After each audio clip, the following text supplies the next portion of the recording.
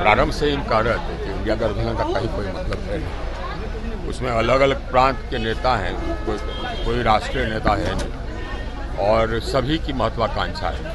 तो इंडिया गठबंधन वैसे ही है, कहीं कुछ है नहीं। सर, केसी त्यागी ने एक बड़ा बयान दे दिया है कि जब इंडिया गठबंधन में ये तय हुआ ही नहीं था कि किसके चेहरे पर चुनाव लड़ा जाएगा, तो फिर ममता बनर्जी ने आनंद फानंद में क्यों कर दिया? कहीं ना कहीं नीतीश जी को हाथ पहुंचाने के लिए किया गया।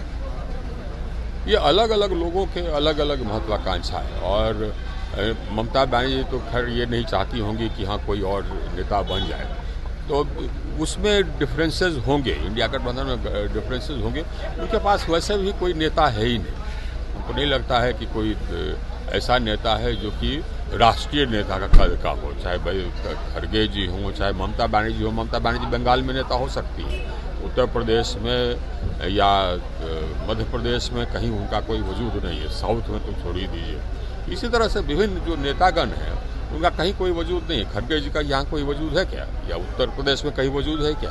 राष्ट्र में और कहाँ वजूद है साहब? कर्नाटक में भले वजूद नहीं है, तो ये खड़गे जी कहाँ से राष्ट्रीय नेता हो जाएंगे? उनके पास राष्ट्रीय नेता ही नहीं। राहुल गांधी वैसे ही रिजाइन कर गए कि हाँ साहब सो राष्ट्रीय नेता नहीं है, तो वैसा ही है। तो सीट शेयरिंग में सर दिक्कतें भी आने वाली हैं क्या? सीट शेयरिंग बिहार में अपराध बढ़ रहा है बहुत तेजी से। नीतीश कुमार जी देखिए, ये अब यहाँ पर शासन चलाना प्रायः छोड़ चुके हैं। ये अब ये प्रशासन पर ध्यान देते ही नहीं है। अपराध हो, भ्रष्टाचार हो, एकदम चरम सीमा पर ये और नीतीश जी का हमको लगता है कि बहुत स्रोतों से हमको खबर लगी है कि उनका स्वास्थ्य भी सही नहीं है। वो बातें भूल जाते हैं, कुछ कहने का कुछ को देते हैं, जैसे असेंबली में हुआ।